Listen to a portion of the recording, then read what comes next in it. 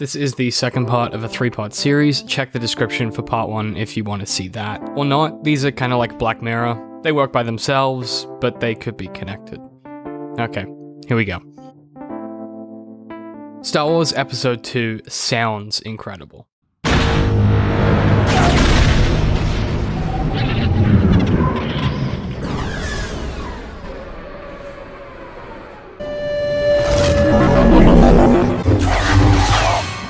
The sound design is jaw-dropping. Things sound like they should, often covering up some of the stranger CGI by making you believe that things are real. It's miles beyond Phantom Menace's weird Gungan CGI problems, and actually alleviates some of the tonal issues that we saw in that first film. The issue with Attack of the Clones is that for a film about the relationship between Anakin and Padmé, and the conflict of love and Buddhism, Attack of the Clones sure doesn't know what attraction looks like, or what the space samurai actually believe in. At its core, the problem comes down to whether or not the Jedi can be in love. It's played off as a joke by Anakin, but it's a fundamental storytelling problem that's never addressed. Possession is forbidden. Compassion, which I would define as unconditional love, is central to a Jedi's life. So you might say that we are encouraged to love. Welcome to Part 2, Relationships and Motivation in Attack of the Clones. For the most part, there's a universal agreement that Attack of the Clones is the worst Star Wars film. I disagree, but more on that in Part 3 of this series. Criticisms of Attack of the Clones ranges from a repeat of Phantom Menace's core problems, bad acting, bad scripting, bad directing, but for the first time, and also the last time in a Star Wars film, it has a sin that I think is unforgivable. Somehow, Attack of the Clones lacks attention to detail. Attack has some cool ideas amongst a muddy, awkward story, but almost every single moment that your 12-year-old self loved is undercut by details that are just wrong. For example, in this dynamic battle sequence between Obi-Wan and Jango Fett, the attention to detail is stunning. From the various gadgets that Jango employs to Obi-Wan's ingenuity, it's great fun to watch as these two combatants beat each other in a bare-knuckle brawl. Both fighters are in their prime, and it's a joy to watch. Except for one thing. Obi-Wan's laser sword is ignited in the rain. There's no steam, there's no satisfying hiss. There's nothing. In the middle of an incredible scene, no one bothered to think about how a lightsaber might work in the rain. They made Jar Jar fully CGI and put in a chef with too many arms who's definitely a racist stereotype, but they didn't do the iconic weapon of the franchise properly. There's about 20 of these minor errors throughout the film, and they're mostly forgivable if they're contained within a work that nails everything else. And unfortunately, Attack of the Clones does not nail everything else. I'm scrapped. It's a nightmare! So let's start by asking the obvious question. What is Attack of the Clones trying to achieve? Your presence is soothing. It is, at its core, a film about a relationship. Anakin is this teenager full of hormones while trying to adhere to the Jedi Code, despite being mentored by the apprentice of a Jedi who never followed the rules, all the while falling in love with Padmé. The conflict the film proposes should be interesting. It's a complex web of intention that should lead to some fascinating interactions between Obi-Wan, Anakin, and Padmé, a love triangle between two lovers and the Buddhist pursuit of nirvana, or in this case, balancing the Force. Whatever balance means. Here's a few easy conflicts that we never see that I generated in the first few minutes of my research for this video. Anakin breaks the rules and is challenged by Obi-Wan. Anakin retorts by referencing one of the many times Obi-Wan has broken the Jedi rules without recourse. This would make even more sense if in the first film, Obi-Wan and Qui-Gon were the same character and Anakin was the apprentice, but that's neither here nor there. Obi-Wan challenges Padmé's encouragement of Anakin's affections, and their friendship is frayed a little, stretched thin by Obi-Wan's hypocrisy. Anakin and Obi-Wan have an argument that isn't unprotracted by Obi-Wan dismissing Anakin immediately, because this happens the entire length of the film repeatedly. For some reason, they never commit to an argument. So, despite squandering the complexity of these ideas, Attack starts with a potentially compelling premise for the relationship between Anakin and Padmé. and this relationship forms the core of the film. Padmé needs the protection of Anakin and Obi-Wan, and as Anakin's feelings grow, so too do his powers to protect her. It's an enticing setup that always tricks me into thinking it'll go somewhere interesting. The turning point in the film's understanding of relationships and attraction is in this scene, and it happens pretty early, where Anakin talks to Padmé about Obi-Wan. Don't get me wrong. Obi-Wan is a great mentor. As wise as Master Yoda and as powerful as Master Windu. I am truly thankful to be his apprentice. In some ways, a lot of ways, I'm really ahead of him. I'm ready for the trials. This is a good use of the teenage angst angle, as Anakin is eager to use this to vent his frustration at the same time as endearing himself to Padmé. But he feels that I'm too unpredictable. He won't let me move on. That must be frustrating. It's worse. He's overly critical. He never listens. He doesn't understand. It's not fair. Because we never get to see Anakin's gripes happening, these feel unfounded and distance the audience from him immediately. Even though it's not the intention, he comes across as a whiny kid. All mentors have a way of seeing more of our faults than we would like. It's the only way we grow. I know. Anakin. The underlying problem with the scene is that Anakin's predatory affection for Padmé is the resolution, not the conflict of the scene. The scene moves from positive to negative when Anakin says only.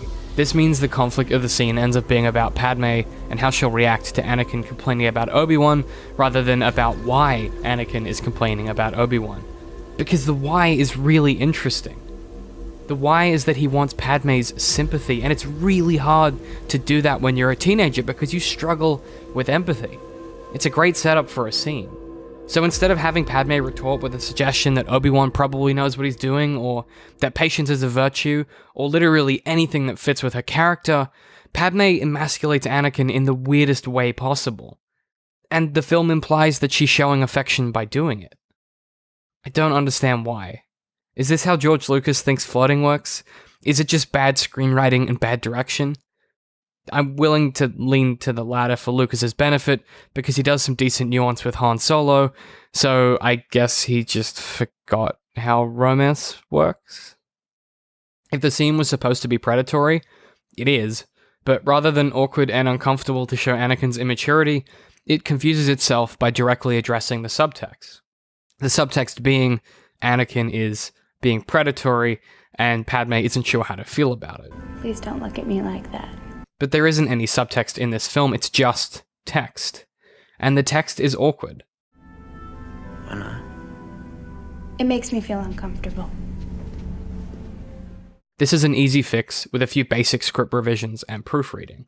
As any writer will tell you, most dialogue does start off as explicit text, then you pass it multiple times, you work the text into subtext, until the conversation sounds like people talking, instead of characters exposing at each other.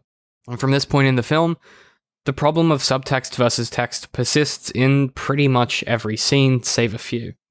The people you serve thought you did a good job. I heard they even tried to amend the Constitution so you could stay in office. As we follow the ongoing relationship of Anakin and Padmé, these awkward, half-tense scenes occur more and more.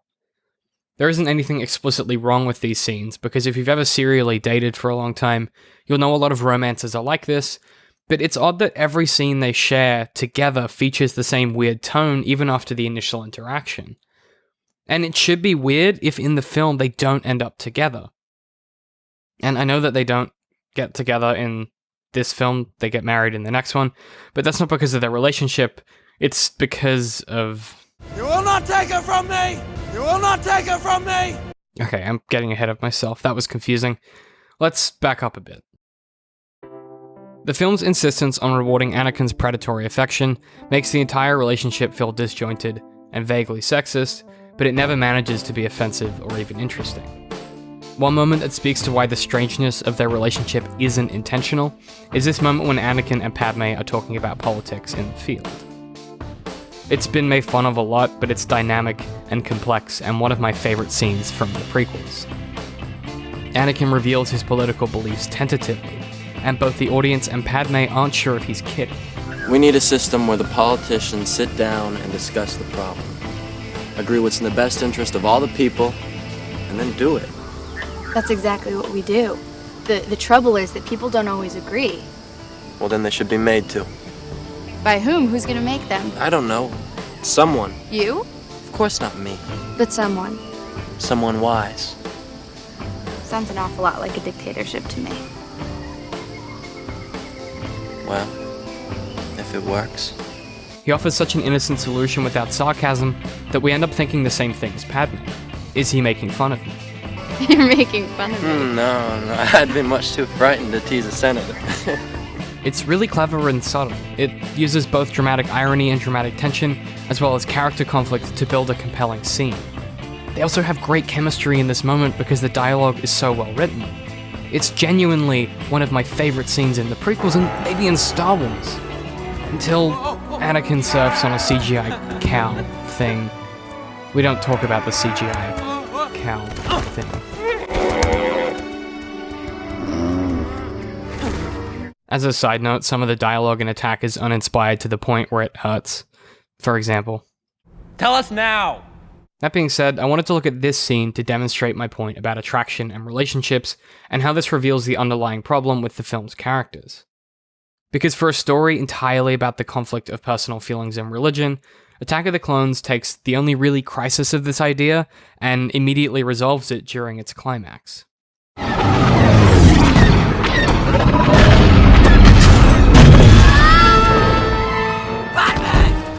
This is a really, really good concept for the crisis climax point.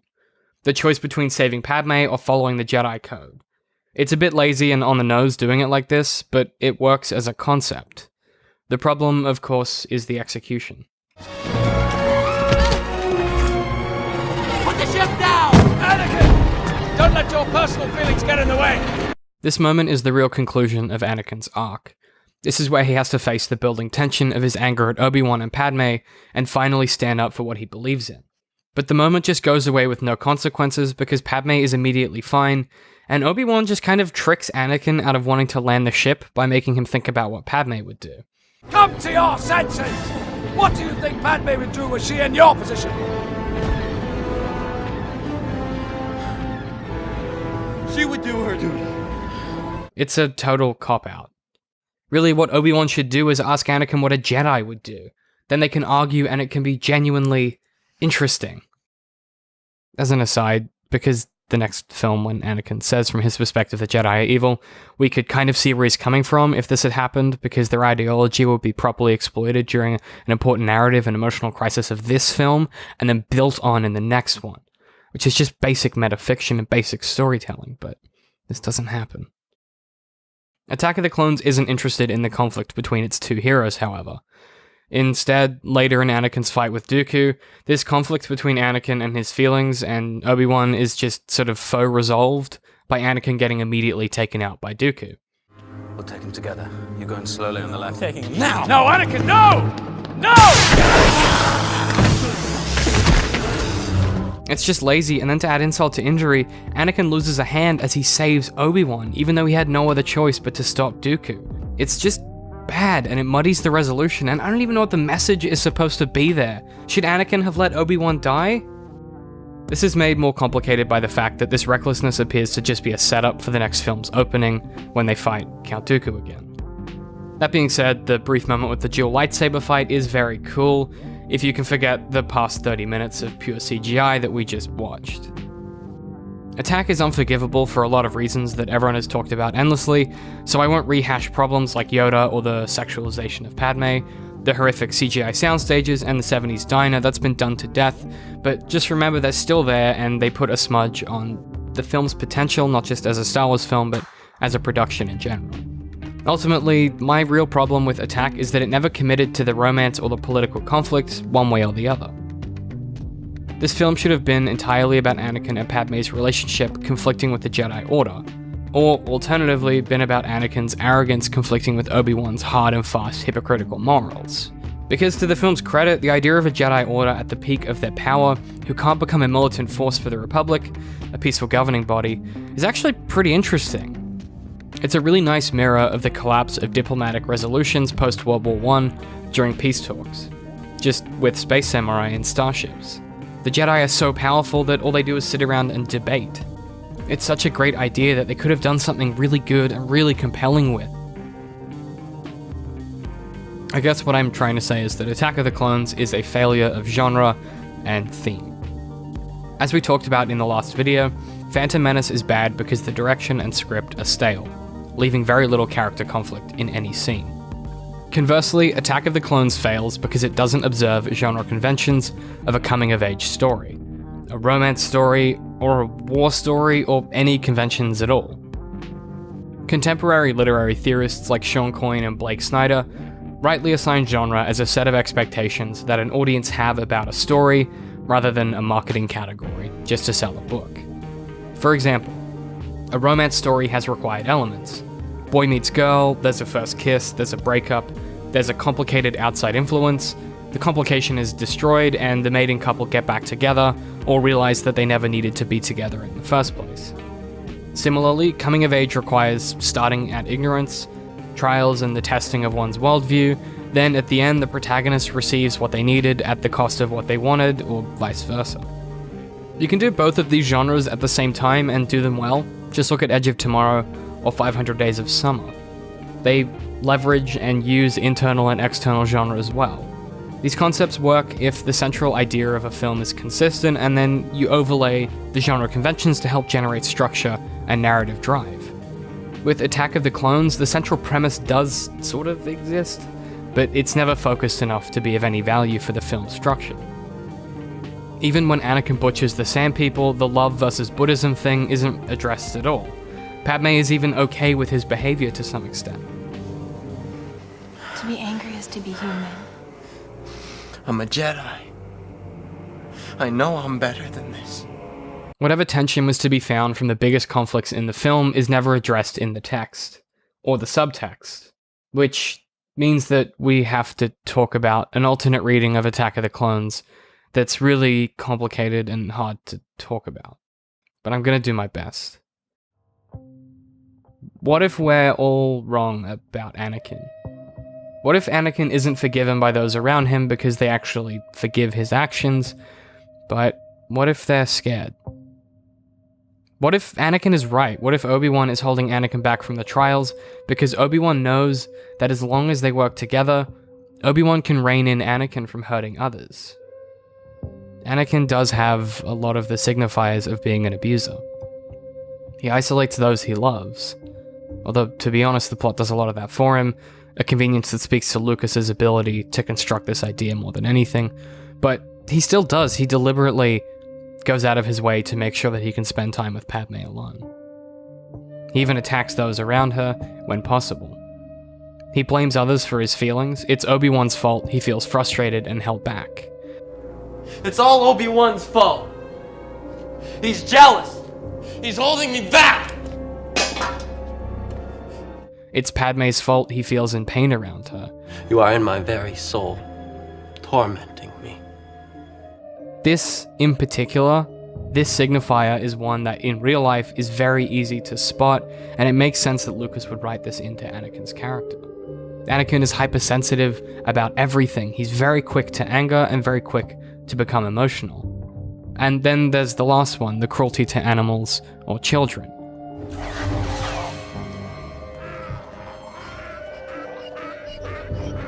This is an interesting alternate read of this text in particular, and it's worth exploring further because it's obvious Lucas really wanted this to be a part of the work. But the film is also trying to be a kid-friendly, coming-of-age romance story, as well as a war film, a political thriller, and a kind of space samurai exploration cowboy thing. So this idea never really lands, and it's odd that it stayed in the script in the first place. But it's worth keeping in mind, the film may be trying to address some more complex themes here, but as always, it struggles and fails in the execution. The result of Attack of the Clones' disparate pieces is a film that's between so many things it never lands. This, ironically, is a key tenet of Buddhism and the Bardo Thodol, a theme the prequel films attempt to explore. Stay with me here. The Bardo Thodol is the Buddhist cheat sheet for enlightenment. It provides the closest path to achieving nirvana and describes being as existing in transitions. There is no life, only the time between being born before the arrival of death. There is no existence, only the time after coming to be before achieving nirvana and being snuffed out from being. The prequels try to examine these ideas through the lens of the Jedi, a religion of Buddhist analogues who sacrifice attachment in the pursuit of powers, or eventually, like Qui-Gon, become one with the Force. This is a direct analogue for achieving nirvana. In Star Wars, you become a Force ghost returning to the oneness of the universe. It's not really a subtle analogue. In Buddhism, you return to the collective from which you were created in the first place, thus ending your suffering. Anakin is the promise of this ability for the Jedi to achieve nirvana. In a literal sense, Anakin is prophesied to bring balance to the Force to end suffering. And the goal of Buddhism is to end suffering and achieve nirvana, so Anakin is the one to help the Jedi achieve this. He's basically a Buddha, but this is complicated by the Christ imagery and direct metaphor. Doing both the Buddhism and the Christ myth is complicated because the Christ mythology relies on the virgin birth, which was written in direct response to rabbinic and Gnostic mythology. Basically, to simplify some complicated concepts, for the Christ figure of Anakin to work, the virgin birth has to be resisting some existing mythology or ideology that Lucas was influenced by. But this isn't the case. Anakin being born a virgin birth adds nothing to the story, it just complicates the Buddhism and the rest of the themes. So if Anakin being painted with a Christ brush does little but conflate the Buddha analog and half complete the Christ myth, why keep it in this story? The themes here are so complex and delicate, it's no wonder the film struggles. It took me a long time to research and understand these concepts, and I'm barely there. So I can imagine trying to combine this with an examination of love, attachment, politics, space samurai, and teen angst, and you've suddenly got 9 films worth of content, let alone trying to put that into a 2.5-hour film. But more on that in part 3. From a stumbling middle build to an uninteresting climactic fight scene, especially compared to the Darth Maul fight, the biggest lesson from Attack of the Clones has to be to hire editors and writers who will say no. People to cut bad or needless ideas off at their root, people who will interrogate your dialogue, people who will interrogate your scene work. In meetings, they'll say things like, no, the inciting incident shouldn't be Anakin trying to sleep with Padmé while she's under life threat. No, we shouldn't half-ass the romance element, it must either be the central plot or relegated to minor screen time or discarded entirely. No, the progressive complication of the film should be in the film, not off-screen. I could go on for hours. Basically, this video is a nice reminder of why writers hire editors and study genre. Writing well is really difficult. Chances are that you're not Stephen King or Neil Gaiman. You need to work with others to make your projects better. And behind every great writer is a great editor, a lesson that Lucas somehow forgot. Ultimately, Attack of the Clones is too much of everything. And worse than that, it ends up saying nothing at all.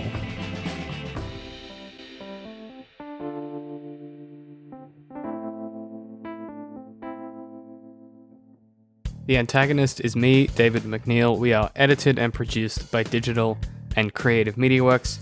Head to patreon.com/DCMworks to support us, or just head to dcm.works to find links to our other shows, merch, and everything else that we make.